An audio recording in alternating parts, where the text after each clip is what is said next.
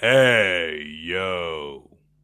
Bienvenue les amis dans un épisode très spécial du Coffre à Catch où nous avons décidé de rendre hommage à Scott Hall qui nous a quittés évidemment récemment. Comme chaque semaine, nous sommes tous les trois réunis. Il est ni cool ni bi, mais il sera d'une aide importante pour tout ce qui est du savoir du passé. Oh Yann punaise. Coulby, bonjour Yann. Lourde responsabilité que tu me mets sur les épaules aujourd'hui, Christophe. Bonjour à toi, bonjour Alain, bonjour à tous. Effectivement, ouais, épisode au débeauté comme ça, qui nous semblait malgré tout essentiel de faire, inséré comme ça, quitte à chambouler un petit peu le planning initialement prévu autour de WrestleMania avec les deux autres épisodes spéciaux du coffre à catch qui vous attendent, les amis. Mais voilà, c'était un incontournable. Il y a eu d'autres décès depuis qu'on avait commencé le coffre à catch, mais c'est la première fois qu'on se dit que ça vaut vraiment le coup de retracer sa carrière et j'espère que vous allez passer 30-45 bonnes minutes en notre compagnie et je te laisse à présent la parole, mon cher Ishtou. Bienvenue à toi, ça fait plaisir de se retrouver dans un autre contexte que celui de la ECW et de Papy qui à la canne. Voilà, il ne s'arrêtera jamais, hein, on avait dit: «On fait concis, on fait rapide». Il n'a jamais fait de présentation aussi longue et interminable, pour ne pas dire inutile.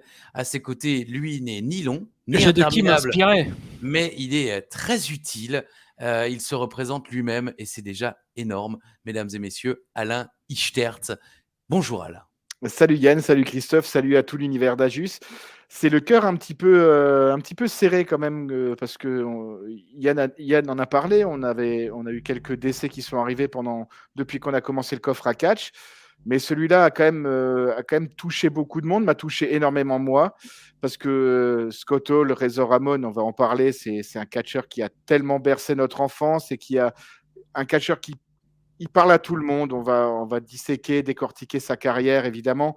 On va partager des souvenirs. On va passer un bon moment ensemble, surtout pour non pas le pleurer, mais plutôt chanter sa vie. Enfin, parler de Razor Ramon parce Célébré, que voilà, célébrer sa vie. Merci beaucoup.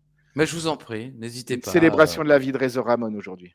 Exactement, c'est ce qu'on va faire et puis on va aussi célébrer, ben, comme vous l'avez dit, de manière a assez différente, mais plutôt dans le même sens, bah, cette carrière qui a marqué, tant, de fans à travers le monde et de toutes les générations. Parce que qu'on ait, pu suivre sa carrière à la WWE comme Alain, Yann ou moi, ou plus tard à la WCW ou même après, durant, ces années un petit peu plus compliquées, Scott Hall, ça a forcément marqué votre vie de fan de catch et vous en avez forcément entendu parler. Il fait partie de ces grands noms qui, resteront à jamais gravés dans l'histoire. Donc, un épisode spécial du coffre à catch consacré donc aujourd'hui à Scott Hall.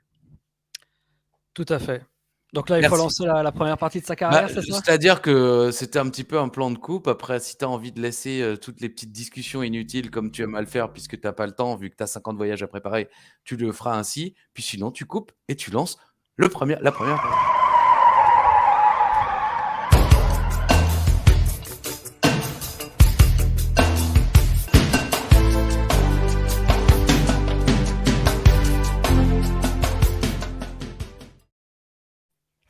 Ça va comme ça?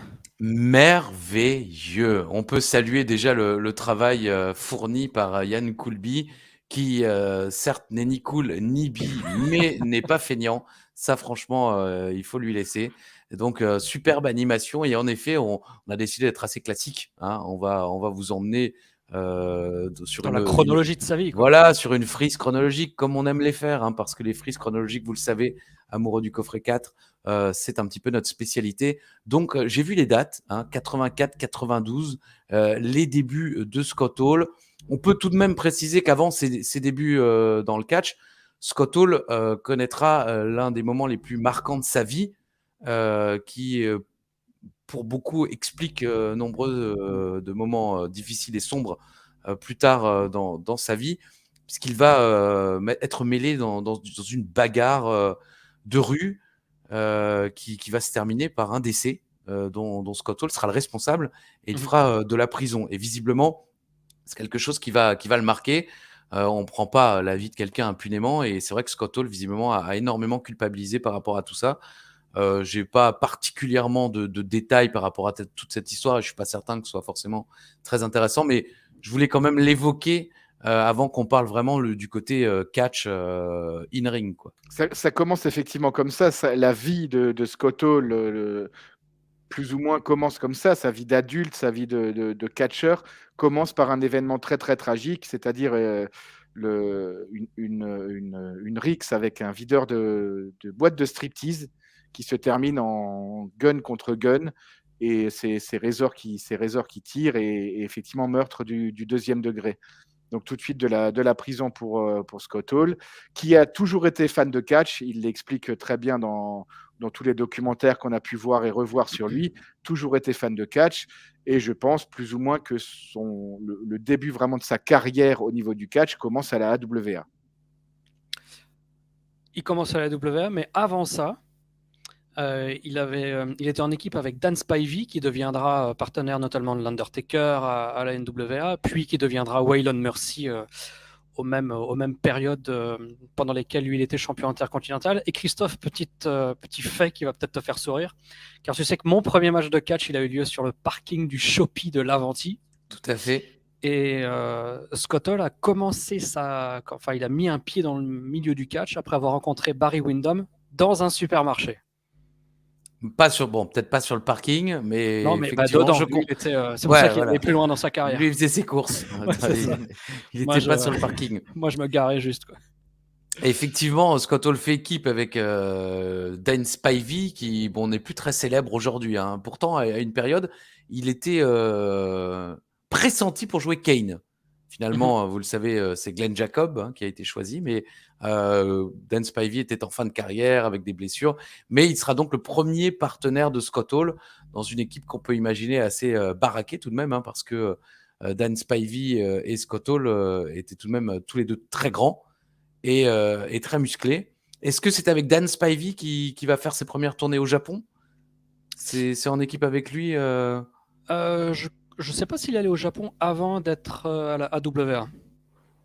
Ça montre bien qu'on aurait pu faire des recherches, etc. Mais au moins, on est transparent et on vous montre nos connaissances tout aussi bien que nos lacunes.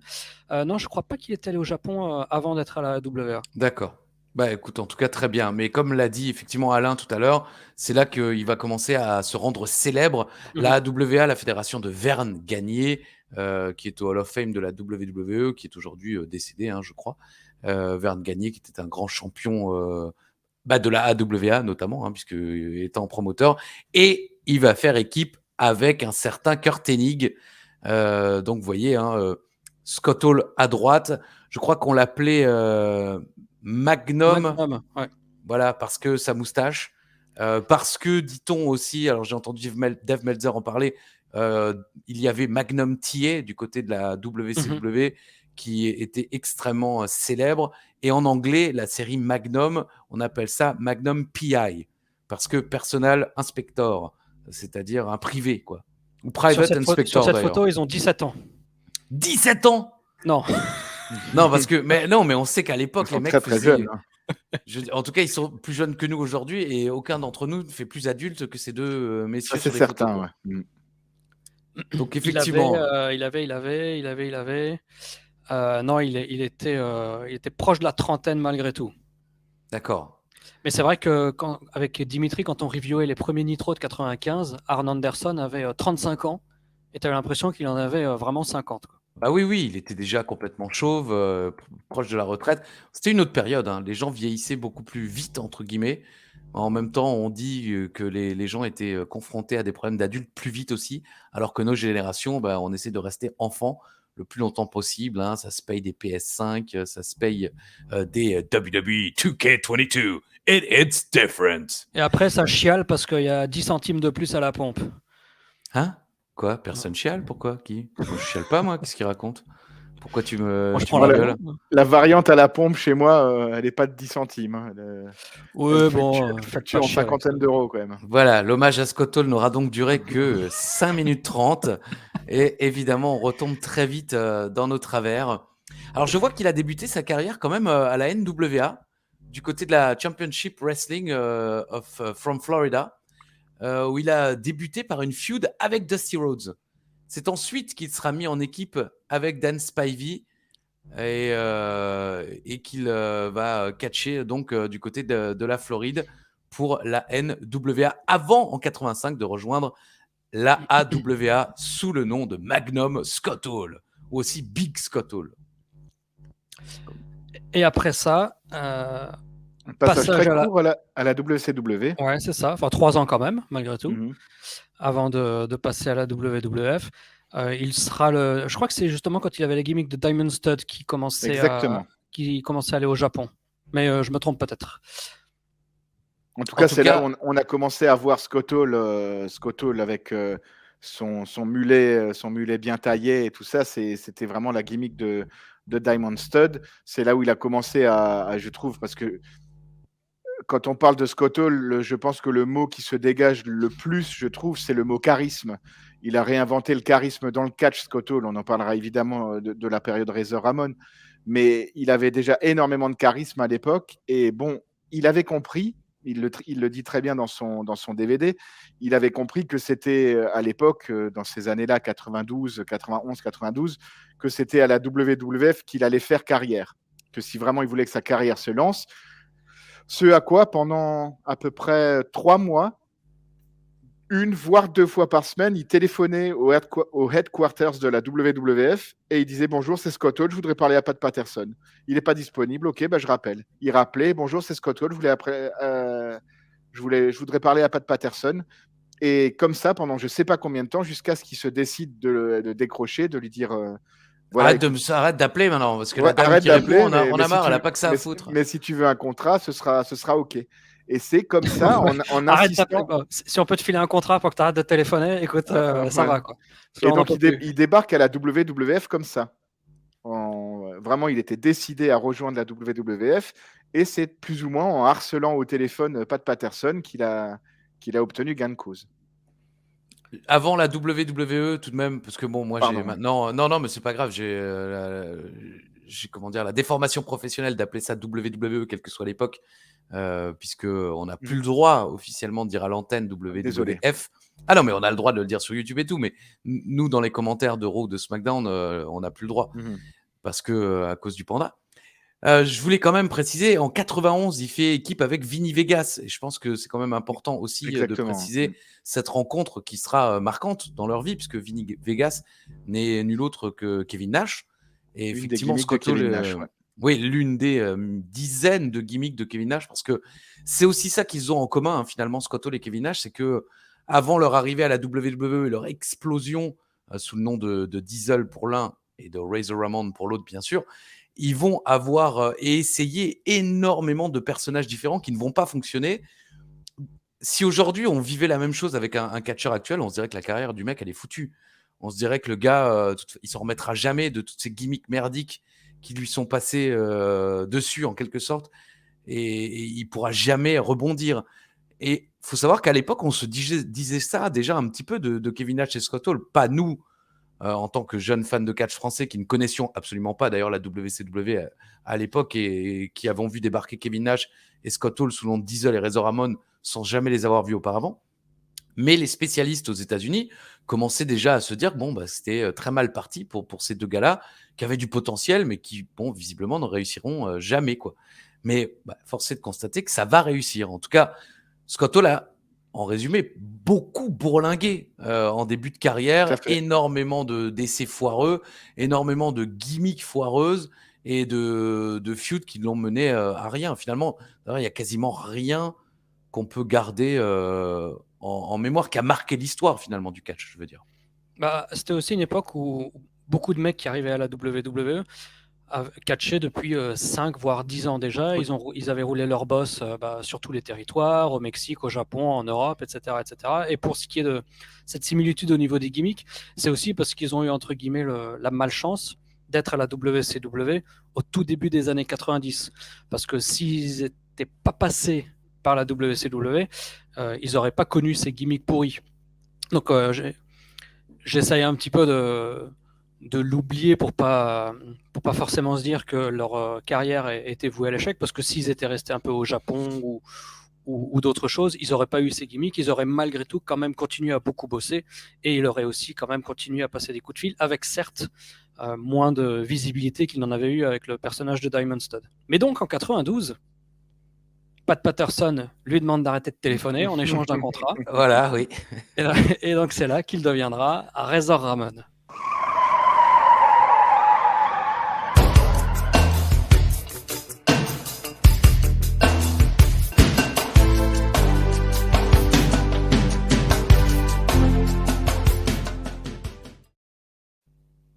Alors là, à partir de là, bon, on peut le dire, hein, en tout cas pour Alain et moi, il rentre dans nos vies. Yann, je pense que ce sera quelques années plus tard, tu nous le diras dans quelques instants, mais c'est vrai que je pense que Alain, comme moi, tu te souviens parfaitement de l'arrivée de Razor Ramon, Alors, El Machismo alors à la avant de parler de WWE. son arrivée et de ses vignettes, évidemment, qu'on avait vues à Superstar, Christophe, où on voyait quelqu'un qu'on ne connaissait pas avec des perfectos blancs sapés avec un cure-dent dans la bouche. On ne savait pas trop qui c'était. C'était ces fameuses vignettes avant son arrivée à la WWE. Razor a fait Scott Hall, pardon, a fait une réunion avec Vince McMahon pour justement parler gimmick. Mm. Et Scott Hall était surmotivé. Il lui a dit, écoute, si tu me dis d'être le boucher du ring, d'être le boulanger du ring, je serai le meilleur boulanger du ring de l'histoire. Et ouais, il commence à parler gimmick. Et à un moment, Scott Hall pense à son film préféré, qui est Scarface, avec Al Pacino. Et il lui dit, Vince, j'ai une idée. Il le regarde, il change de voix. Il lui fait Say hello to the bad guy. Et Vince, conquis immédiatement, a dit on ne touche à rien. Et ta gimmick, ce sera le bad guy. Je crois que la légende veut en plus que Monsieur McMahon n'avait jamais vu Scarface à l'époque. Scarface qui en plus était un remake d'un film tout aussi légendaire, bon, que je n'ai jamais vu, la version originale en noir et blanc, mais qui aux États-Unis était déjà un film de légende avant d'être repris avec dans le rôle principal Al Pacino. Mais effectivement, il s'inspire de Scarface, de ce personnage mythologique, limite aujourd'hui, hein, parce que, alors évidemment, maintenant je pense à Carlito Brigande, mais ça c'est la suite non officielle qu'on appelle Carlito's Way, l'impasse en français. Comment s'appelle-t-il Scarface déjà, le personnage dans le film? Aïe, aïe, aïe. J'ai un trou aussi. Évidemment, quand vous voulez. Moi, Moi, je suis Vince McMahon sur ce coup-là. Tu n'as jamais vu? Non. Ah bah écoute, pour le coup, je te conseille. Bon, c'est sûr qu'il a un petit peu vieilli, réalisé par Brian De Palma, Tony Montana, bien sûr, Tony Montana, qui, à l'image d'un Ric Flair, est devenu une légende pour les rappeurs, pour tous les jeunes de la street. Alors, résumé rapide, monsieur Yann, c'est l'histoire à l'époque, les États-Unis acceptaient de faire venir des réfugiés cubains. Et on disait dans les news et les milieux autorisés que Cuba envoyait vider ses prisons et envoyait ses délinquants. Et dans le film, c'est un petit peu ça qui se passe. C'est Tony Montana qui fait partie de ces prisonniers cubains qui vont être dont on va se débarrasser, qui vont être envoyés aux États-Unis. Et c'est la montée en puissance d'un mec qui arrive comme ça en tant qu'émigré aux États-Unis et qui va gravir les échelons dans le monde de la drogue du côté de Miami, notamment de la vente de cocaïne. Donc, il commence au plus bas de l'échelle et à la fin, ça a été repris notamment dans GTA Vice City. Il a la grande, énorme mansion avec des dizaines de pièces et tout ça, et de la coke partout dans son truc. Il devient complètement dingue, défoncé à la coke, totalement paranoïaque. Comme Alain sur son bureau. Oui, effectivement. Bon, lui, c'est de l'huile de coude dans laquelle il se fourre le nez dedans. Et pas que, d'ailleurs. Uva, d'ailleurs, est souvent fourré de rire. Oh, l'une des expressions d'Uva. Il n'y aura pas d'anecdote d'Uva, mais on est quand même obligé de le citer. Sachez que lui, il n'éclate pas de rire ou il n'est pas pété de rire. Uva, il est fourré de rire. Voilà. Donc, effectivement, il s'inspire de Scarface et on a donc ce faux immigré cubain, parce que Scott Hall n'a absolument pas d'accent dans la vie de tous les jours. C'est un petit peu comme Conan, qui a joué le Mexicain toute sa vie alors qu'il était américain. Eh bien, Scott Hall, lui, va jouer le faux cubain une grande partie de sa vie avec cet accent. Et comme tu l'as si bien imité, c'est Hello to the bad guy. Je fais très mal. Et ce qui est formidable, c'est que dès la première vignette, de Razor Ramon qui arrive à la WWE. Je crois que c'était dans une décapotable, une Cadillac ou quelque chose comme ça, ou alors en se plaignant à table d'un service. Mais tout de suite, les deux cure-dents. Je trouve ça incroyable que dès sa première apparition télé, il avait tout de suite le cure-dent à la gueule, quoi. Et c'est vrai que les vignettes ont duré assez longtemps. Et très, très vite, on s'est rendu compte que Razor Ramon allait devenir un grand nom à la WWE. Moi, la première VHS que j'ai achetée à la Fnac pour 153 francs en 1996, donc imaginez la somme que c'était. C'était le, c'était le Rumble 93. Et donc en 1996, je n'avais rien vu à ce moment-là, de 80, avant, on va dire, avant le Rumble 94 et de manière beaucoup plus récurrente, 95. Et j'étais très étonné de voir pour le match de championnat contre Bret Hart, Razor Ramon, parce qu'en 95-96, il était vraiment beaucoup plus cimenté autour du titre intercontinental et upper mid-carder. Mais c'est vrai que les 6-9 premiers mois étaient vraiment montées fulgurantes avant qu'ils redescendent malgré tout un petit peu. Donc ils l'ont très vite poussé de manière... Enfin, c'était... Aujourd'hui, on dirait que c'est l'élu, quoi, presque. Son partenariat avec Ric Flair, justement, Survivor Series 92, tu vas en parler, Christophe, c'est quand même... on le lance dans le grand bain.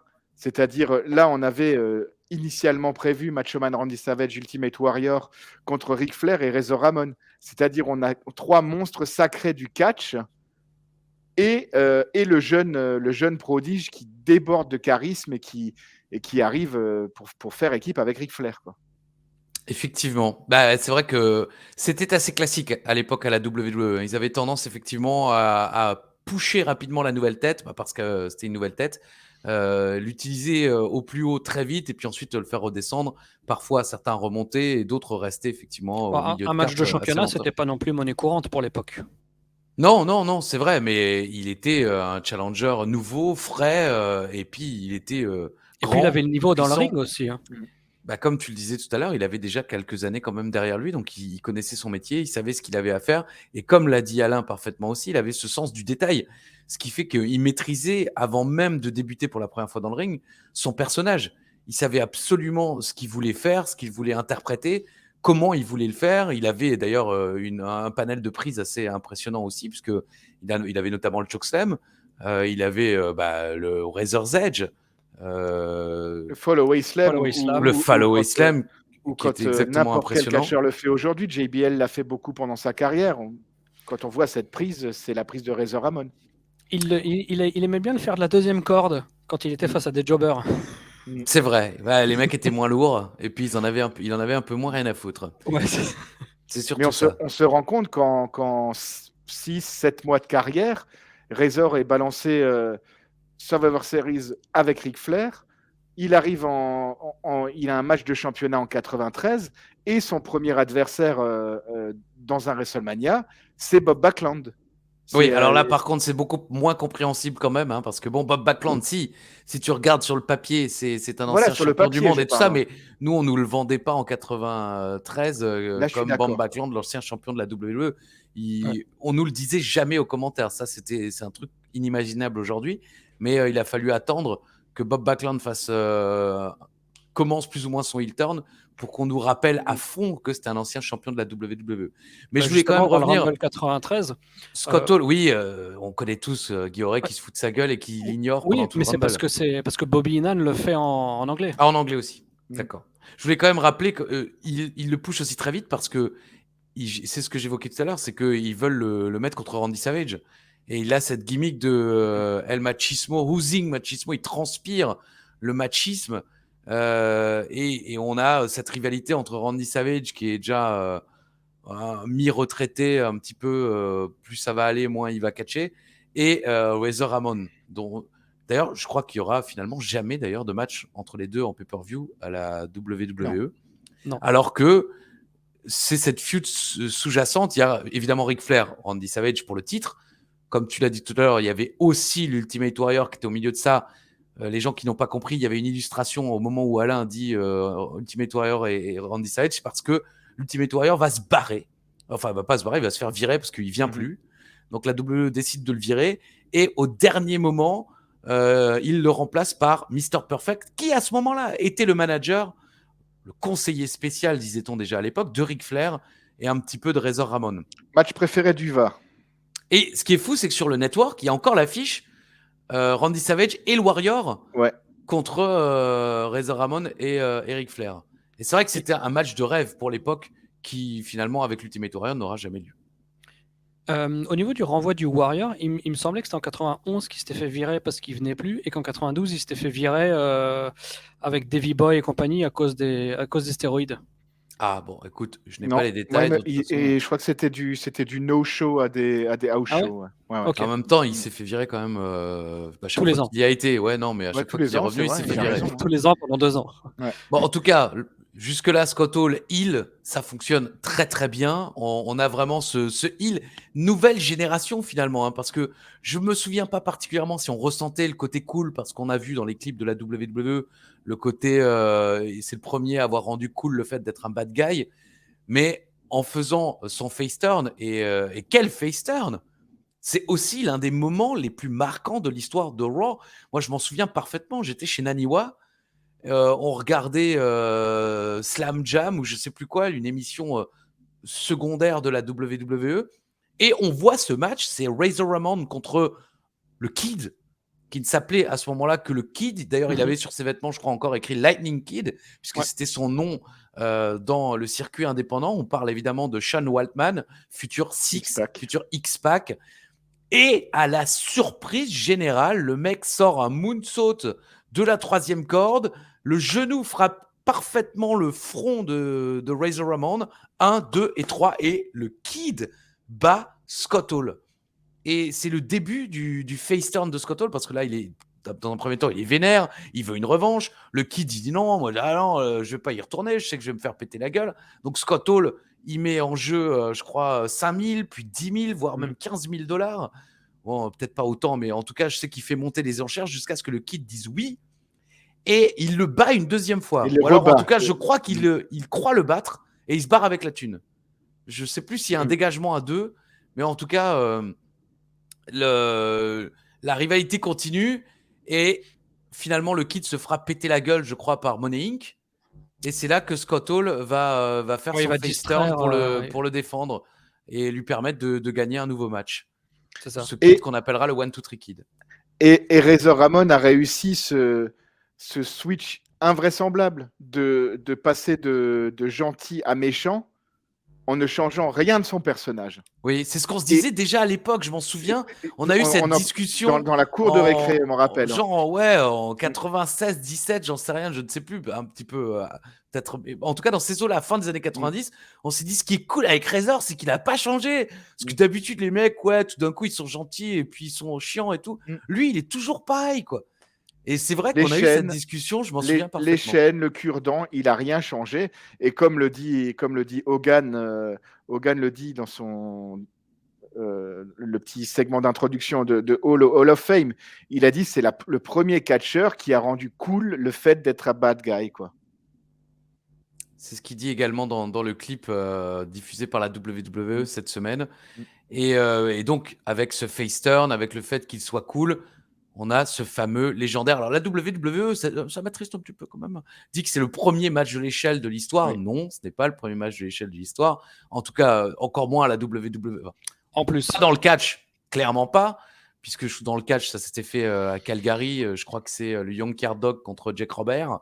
En tout cas, c'est En comme ça que... 1979, je crois. Mais à la WWE, non plus, puisque la WWE, et nous on l'a vu, ça a été diffusé en France, c'était Shawn Michaels, Bret Hart pour le titre intercontinental. Bref, Bret Hart était à l'époque le champion. Mais à WrestleMania 10, en tout cas, c'est le premier à grande échelle, si j'ose dire, sur la plus grande scène du monde, ce match qui va voler le show, avec Bret Hart, Owen Hart, bien sûr, en match d'ouverture. Ce serait intéressant de savoir combien de matchs de l'échelle ont eu lieu, que ce soit en pay-per-view, à Raw, tous les TLC, les Money in the Bank et tout ça. Si on fait le compte de tout ça, 2022, on parle encore de ce match. Et on en parle encore comme d'un match référence qui a révolutionné le match de l'échelle, tout le monde classera toujours ce match et celui-là de SummerSlam Moi, je préfère celui de SummerSlam. Oui, exactement. Mais il avait le côté nouveau, le côté WrestleMania, le côté 2 ceintures. C'était aussi un peu plus facile à booker parce que SummerSlam, c'était un face contre un face, ce qui est toujours un petit peu plus compliqué à booker. Mais ce match a propulsé évidemment Razor Ramon et Shawn Michaels y était quand même déjà, mais a propulsé vraiment Razor Ramon sur le devant de la scène et surtout l'a rendu ambassadeur, comme j'ai envie de l'appeler, d'une ceinture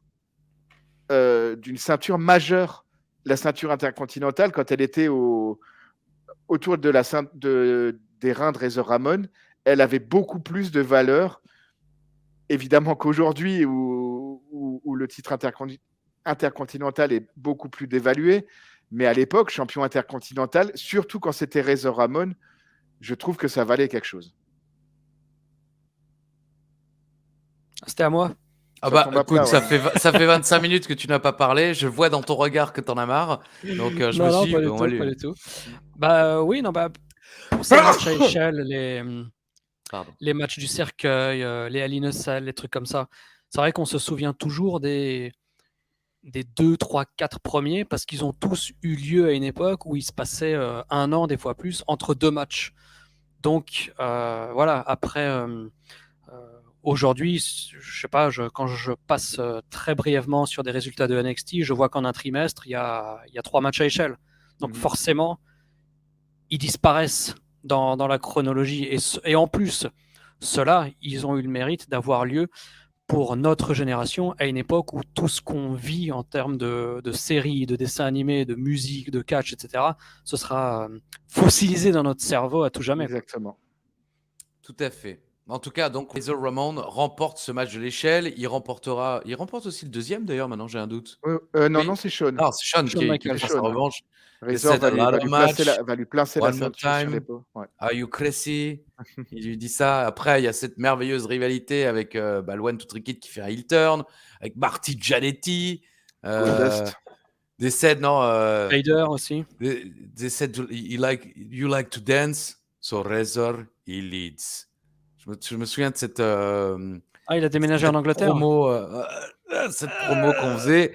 Et c'est également à cette époque, parce que je voulais quand même le citer, parce qu'on parle du fait que ça ait marqué nos vies, ça a l'air comme ça un petit peu impalpable, mais en réalité, ça a marqué à tel point qu'en plein cours de maths, un jour, avec Madame Emerlé, qui commençait à nous fatiguer, je dis à haute voix, mais je ne sais même pas comment j'ai osé, parce que la prof, c'était pas une rigolade celle-là. Non. Et je lui fais « Hé, señorita, ta gueule !» Oh putain.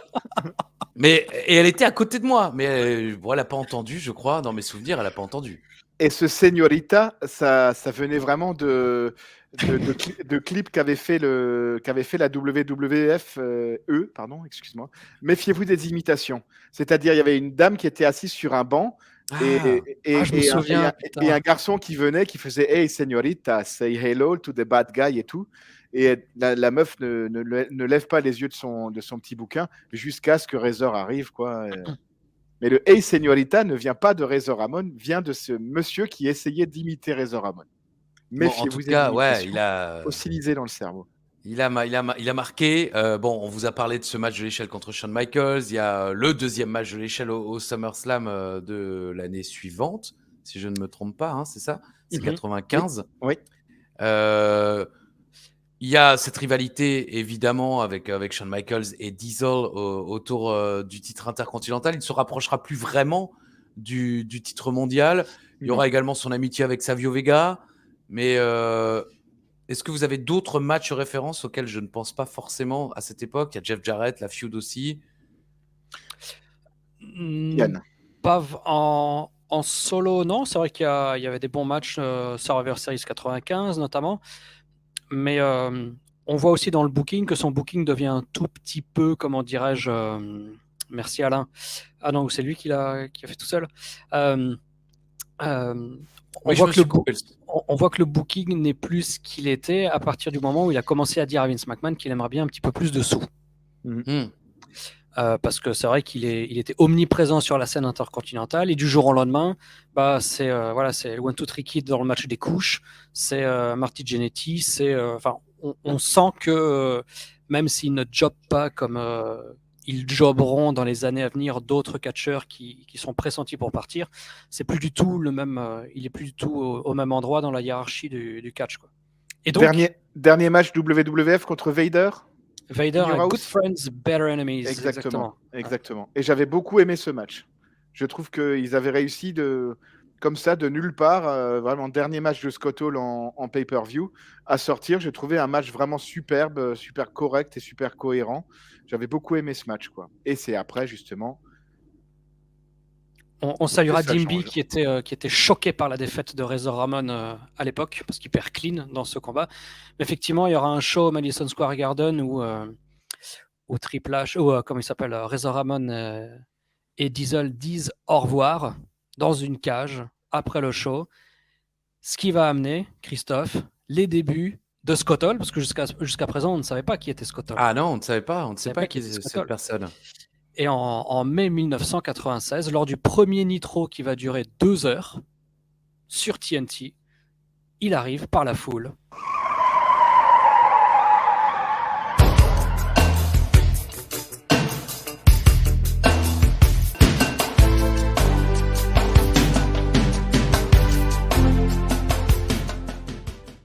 Eh bien, on va arrêter là pour une première partie avant de se retrouver très très vite pour une deuxième partie. Évidemment, la carrière et la vie de Scott Hall sont beaucoup trop importantes et grandes pour lui consacrer qu'une seule partie de coffre à catch spécial. Donc, en attendant, prenez soin de vous et on vous dit bisous, à très vite.